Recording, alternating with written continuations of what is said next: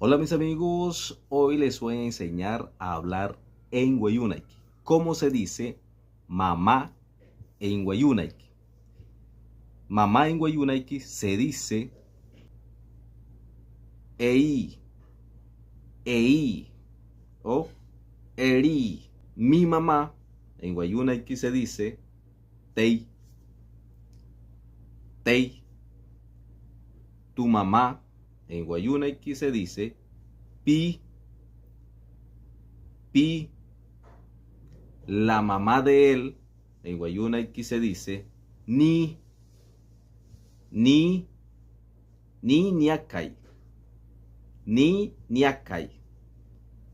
La mamá de ella se dice she o he, she o he, she shiaka,